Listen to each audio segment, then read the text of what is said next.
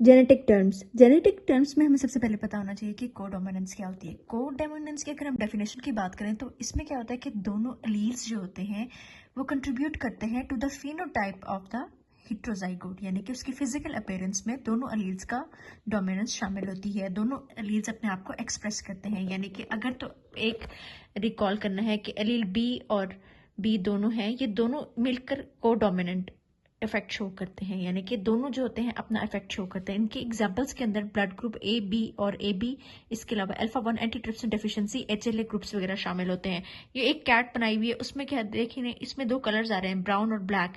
तो इसमें मतलब कि दो अलील्स हैं, एक अलील ऐसा था कि जिसने ब्राउन कलर बनाना था, एक अलील ऐसा था जिसने ब्लैक कलर। अब इसमें कोडोमिनेंस की वजह से इन दोनों को ये फिनोटाइप जो है इनका जाहिर होता है।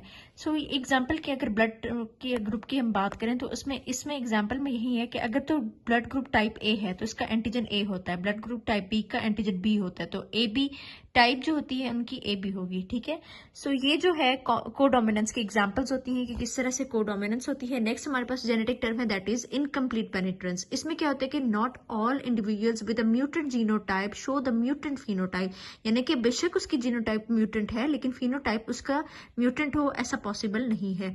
इसमें परसेंटेज पेनिट्रेंस को मल्टीप्लाई करते हैं प्रोबेबिलिटी ऑफ इनहेरिटिंग जीनोटाइप से, वो इक्वल होता है risk of expressing the phenotype. For example अगर किसी पेशेंट के अंदर BRCA1 जीन की म्यूटेशन है तो ये जरूरी नहीं है कि उसको हमेशा ब्रेस्ट या फिर ओवेरियन कैंसर हो। जेनेटिक टर्म में है मोज़ेकिज्म। मोज़ेकिज्म की अगर हम डेफिनेशन की बात करें तो इसमें presence of genetically distinct cell lines होती हैं एक ही इंडिविजुअल के अंदर, मतलब कि जेनेटिक सेल लाइंस मुख्तलिफ किस्म की होती हैं एक ही बंदे के अंदर। सोमैटिक और गोनेडल मोज़ेकिज्म इसकी टाइप्स होती हैं। सोमैटिक मोज़ेकिज्म की बात करें तो इसमें म्यूटेशन अराइज करती हैं माइटोटिक एरर से आफ्टर फर्टिलाइजेशन और प्रोपोगेट करती हैं थ्रू मल्टीपल टिश्यूज और ऑर्गन्स, जबकि गोनेडल मोज़ेकिज्म में म्यूटेशन जो होती है वो सिर्फ एग्स में या फिर स्पर्म सेल्स के अंदर होती है। अगर पेरेंट्स और रिलेटिव के अंदर डिजीज नहीं है, सस्पेक्ट गोनेडल और जर्मलाइन मोज़ेकिज्म। ठीक है, तो इसकी एग्जांपल के अंदर मैक्यून अल्ब्राइट सिंड्रोम सबसे ज़्यादा कॉमन होता है। इस तरह का ये प्रेजेंटेशन होती है। इसमें रीज़न ये होती है कि GS प्रोटीन एक्टिवेटिंग म्यूटेशन हो जाती है। ये प्रेजेंट करता है with the unilateral cafe au lait spots, इस तरह के स्पॉट्स होते हैं पेशेंट्स के अंदर। साथ ही रैग्ड एड्स होते हैं और पॉलीऑस्टोटिक फाइब्रस डिस्प्लेजिया होती है, यानी कि बोन रिप्लेस हो जाती है बाय कोलेजन एंड फाइब्रोब्लास्ट, और एटलीस्ट वन एंडोक्रिनोपैथी यानी कि प्रिकॉकियस पुबर्टी वगैरह एक एंडोक्रिनोपैथी शामिल होती है। ठीक है, और कैफिलाउड स्पॉट्स होंगे और पॉलीऑस्टोटिक फाइब्रस डिस्प्लेजिया होती है। ये तीन चीज़ें बात याद रखनी है। लीथल होती है अगर म्यूटेशन बिफोर फर्टिलाइजेशन हो जाए, ये क्योंकि अगर बिफोर फर्टिलाइजेशन हो गई तो इसने अफेक्ट करना होता है तमाम सेल्स को, लेकिन सर्वाइवेबल होती हैं इन पेशेंट्स विद मोज़ेकिज्म। सो नेक्स्ट अगर हम बात करें that is locus heterogeneity. Locus heterogeneity में म्यूटेशन होती है एट डिफरेंट लोकाई जो कि प्रोड्यूस करती है एक सिमिलर फिनोटाइप, यानी कि फिजिकल अपीयरेंस जो होती है वो एक ही तरह की होती है, लेकिन जो लोकस होते हैं यानी कि जो डिजीज काजिंग लोकस होते हैं वो मुख्तलिफ क्रोमोसोम्स के ऊपर मुख्तलिफ लोकाई के ऊपर मौजूद होते हैं। जैसे एल्बिनिज्म के केस के अंदर दो क्रोमोसोम्स के लोकाई के ऊपर अलग अलग जो होती हैं वो म्यूटेशंस होती हैं, जिसकी वजह से एल्बिनिज्म की टाइप्स होती हैं, तो दो तरह की टाइप्स होती हैं, तो उसको अफेक्ट करता है। ठीक है, लोकस हेट्रोजेनेसिटी के अंदर अगर हम एग्जांपल्स की बात करें तो रेटिनाइटिस पिगमेंटोजा, फेमिलियल हाइपरकोलेस्ट्रोलिनिमिया जो होता है ये इसकी एग्जांपल्स होती हैं। एलीलिक हेट्रोजेनिटी, इसकी डेफिनेशन ये है कि इसमें डिफरेंट म्यूटेशंस होती हैं सेम लोकस के ऊपर प्रोड्यूसिंग द सेम फिनोटाइप, एक ही लोकस के ऊपर एक ही फिनोटाइप बनाती है, म्यूटेशन होती है। एग्जांपल्स बीटा थैलेसीमिया की आ जाती हैं। तो नेक्स्ट है इस यूनिपेरेंटल डायसोमी। इसमें ऑफस्प्रिंग्स जितने भी होते हैं वो रिसीव करते हैं 2 copies of a chromosome from one parent and no copies from the other parent, यानी कि एक पेरेंट से एक कॉपी मिली दूसरे से कुछ भी नहीं मिला। इसमें दो टाइप्स आ जाते हैं, हेट्रोडायसोमी, आइसोडायसोमी। ठीक है, हेट्रोजाइगोस इसके अंदर शामिल होता है, ये इंडिकेट करते हैं मियोसिस 1 का एरर। हेट्रोडायसोमी इसमें एक आई आ रहा है तो इसमें एरर नंबर 1 होता है। ठीक है, एक बात ये याद रखनी है। अगर हम आइसोडायसोमी की बात करें तो इसमें दो, मतलब इस तरह से नजर आ रहा है कि दो वर्ड्स आ रहे हैं, दो आई आ रहे हैं, तो होमोजाइगोस होता है ये इंडिकेट करता है मियोसिस 2 एरर या फिर post zygotic chromosomal duplication of one of a pair of chromosomes and loss of the other of the original pair. Considerations की अगर बात करें तो यूनिपेरेंटल जो होता है वो यूक्लियोइड होता है, यानी कि करेक्ट नंबर ऑफ क्रोमोसोम्स होते हैं। मोस्ट अकरेंस जो होती हैं वो यूनिपेरेंटल डायसोमी के अंदर होती है, यूबीटी जिसको कहते हैं। यूपीडी में क्या होता है कि नॉर्मल फिनोटाइप होती है, इसकी कंसीडर करना होता है आइसोडाइसोमी के in an individual manifesting a recessive disorder when only one parent is a carrier. ठीक है, इसकी एग्जांपल के अंदर प्राडर विले और एंगलमैन या फिर एंजलमैन सिंड्रोम जो कहते हैं इसको, ये दोनों शामिल होते हैं। ये दोनों डिजीजेस और कहाँ पढ़ी थी हमने, इम्प्रिंटिंग होती है, इन दोनों के अंदर क्या होती है, इम्प्रिंटिंग होती है। तो नेक्स्ट एक हमारे पास फ्लैश क्विज है कि which one of the genetic term for when not all individuals with a mutant genotype shows a mutant phenotype. तो क्या हो सकती है, इसको जरा सोचें।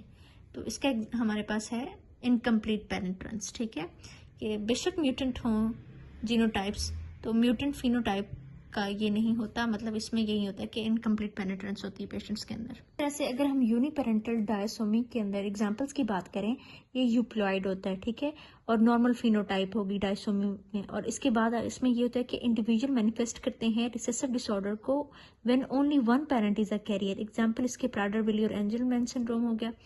नेक्स्ट अगर हम बात करें दैट इज एक हमारे पास जेनेटिक वेरिएबिलिटी है, दैट इज वेरिएबल एक्सप्रेसिविटी। इसमें क्या होता है कि patients with the same genotype have varying phenotypes, मतलब जीन तो एक ही है लेकिन जो फिनोटाइप फिजिकल प्रेजेंटेशन है वो मुख्तलिफ किस्म की होती है। इसके अंदर एग्जांपल्स होती हैं, 2 पेशेंट्स विद द न्यूरोफाइब्रोमाटोसिस टाइप 1 में हैव वेरिंग डिजीज सेवेरिटी। इस तरह की उसके अंदर पेशेंट के अंदर प्रेजेंटेशन हो सकती है, यानी कि उसके अंदर कैफे लाउट स्पॉट्स हो सकते हैं, इंटेलेक्चुअल डिसेबिलिटी हो सकती है, कुटेनियस न्यूरोफाइब्रोमास इस तरह से ये दिखाए गए न्यूरोफाइब्रोमास हो सकते हैं, और लिंक नोड्यूल्स हो सकते हैं, ऑप्टिक ग्लायोमास और फियोक्रोमोसाइटोमास, सीजर्स, फोकल न्यूरोलॉजिकल साइंस वगैरह शामिल होते हैं इस तरह से। तो इसको याद करने के लिए एक निमोनिक बनाया है साइक्लॉप्स जो हैं वो वेरिएबल एक्सप्रेसिविटी शो कराते हैं, यानी कि उनकी जीन तो एक ही है लेकिन उनकी फिजिकल अपीयरेंस जो होती है वो डिफरेंट हो जाती है। Next is प्लियोट्रोफी। प्लियोट्रोपी में एक जीन कंट्रीब्यूट करता है टू मल्टीपल फिनोटिपिक इफेक्ट्स को, यानी कि प्लियो से याद रखना कि ढेर सारे प्लियोमॉर्फ्स इसमें शामिल हैं। एग्जांपल में अनट्रीटेड फिनाइल कीटोन्यूरिया मैनिफेस्ट करता है with light skin, intellectual disability and musty body odour. Intellectual disability, musty body odour और इसके अलावा लाइट स्किन हो सकती है प्लियोट्रोपी के अंदर। Next is anticipation. इसमें इंक्रीज्ड स्वेरिटी होती है और early onset of the disease होती है सक्सीडिंग जनरेशन के अंदर, यानी कि अगर एक जनरेशन के अंदर 30 रिपीट्स थे एज 50 के अंदर, मतलब कि 30 रिपीट्स थे, तो मतलब कि एक डिजीज है वो 30 दफा मतलब रिपीट हुई है 50 साल की उम्र के अंदर, तो अगली जो नस्ल आई अगली जनरेशन के अंदर 100 रिपीट्स होती हैं, लेकिन अभी उम्र 50 नहीं होती 40 होती है, मतलब उम्र इतनी ज्यादा नहीं हुई लेकिन रिपीट्स बहुत ज्यादा उससे भी ज्यादा हो जाते हैं, सिवेरिटी भी बढ़ गई। ठीक है, अर्लियर पहले ही मतलब वक्त से पहले ही डिजीज होगी, वक्त से पहले हुई और सिवेरिटी बहुत ज्यादा बढ़ जाती है, फिर मजीद अगली जनरेशन के अंदर उससे भी ज्यादा पहले वक्त में ये डिजीज हो जाती है और उससे भी ज्यादा उसके रिपीट्स होती हैं, यानी कि उसकी सिवेरिटी बढ़ जाती है। ठीक है, तो एग्जाम्पल में ट्राइन्यूक्लियोटाइड रिपीट डिजीज शामिल होती है, फॉर एग्जाम्पल हंटिंगटन डिजीज के अंदर ये एग्जाम्पल शो करेगी। इसको हम कहते हैं anticipation. Loss of heterozygosity. If a patient inherit or develop a mutation in the tumor suppressor gene, तो complementary allele जो होती है वो पहले डिलीट हो जाए या म्यूट हो जाए बिफोर द कैंसर डेवलप्स। ठीक है, loss of heterogeneity. This is not true of oncogenesis. इसकी एग्जांपल्स के अंदर आ जाती हैं रेटिनोब्लास्टोमा और 2 हिट हाइपोथेसिस, और इसके अलावा लिंच सिंड्रोम और इसके अलावा लिफ्रामानी सिंड्रोम वगैरह शामिल हैं। Next is dominant negative mutation. Exert करता है एक डोमिनेंट इफेक्ट, एक हेट्रोजाइगोट होता है जो कि प्रोड्यूस करता है non functional altered protein that also prevents the normal gene production from functioning. For example, a single muted p53 tumour suppressor gene results in the protein that is able to bind DNA and block the non muted p53 from binding to the promoter. So इसी तरह से next हमारे पास genetic term है linkage disequilibrium, यानी कि आपस में जो ताल्लुक है वो डिसइक्विलिब्रियम है उसका। टेंडेंसी, इसमें क्या होता है कि tendency for certain alleles at the 2 linked loci to occur together more or less often than expected by chance होता है, यानी कि एक लोकस के ऊपर 1-2 जीन ने इकट्ठे मिलके शो होना था। अब पॉसिबिलिटी ये होता है कि वो ज्यादा मतलब कि नॉर्मल जितना शो होना था उससे ज्यादा शो होते हैं, या जितना नॉर्मल शो होना था उससे काफी कम होते हैं। ठीक है, तो डिसइक्विलिब्रियम होते हैं, यानी कि बहुत ज्यादा हो सकता है या फिर बहुत कम हो सकता है नॉर्मल से रेंज से।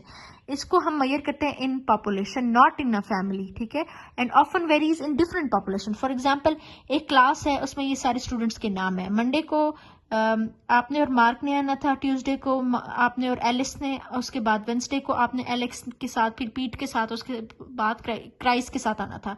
लेकिन ऐसा हो सकता है इसकी डिसइक्विलिब्रियम, हमारा लिंकेज का डिसइक्विलिब्रियम होता है, तो हफ्ते में तमाम हफ्ते के अंदर आप सिर्फ मार्क के साथ जाहिर रखते हैं, यानी कि इसका डिसइक्विलिब्रियम है, लिंकेज जो है वो काफी ज्यादा हो चुका है। ठीक है, नेक्स्ट आ जाते हैं heteroplasmy. Presence of both normal and muted mitochondrial DNA result in a variable expression of a mitochondrially inherited disease. For example, mitochondrial DNA passed from mother to all children. अब इसकी एग्जाम्पल के अंदर आ जाती है MELAS syndrome, यानी कि mitochondrial इनकेफ्लोमायोपैथी, lactic acidosis, stroke की तरह के एपिसोड्स वगैरह शामिल होते हैं। एक क्वेश्चन है हमारे पास, what is the genetic term for when both alleles contribute to the phenotype of the heterozygote? Pause करें और सोचें। That is codominance. So this is all about some genetic terms, और ये तमाम सारी फर्स्ट स्टेट में डिस्क्राइब की गई हैं। इस तरह से दो और टर्म्स हैं, एपिस्टेसिस। इसमें क्या होता है कि allele of one gene affect करता है phenotypic expression of the allele in another gene. For example albinism और एलोपेशिया एग्जांपल्स हैं इसकी। Next is aneuploidy. इसमें एबनॉर्मल नंबर ऑफ क्रोमोसोम्स होते हैं due to chromosomal non distinction during mitosis या फिर meiosis. For example down syndrome में trisomy 21 हो जाता है, टर्नर सिंड्रोम में 45X0 हो जाते हैं, और इसके अलावा ऑन्कोजेनेसिस इसकी एग्जांपल है। So these are all about genetic terms.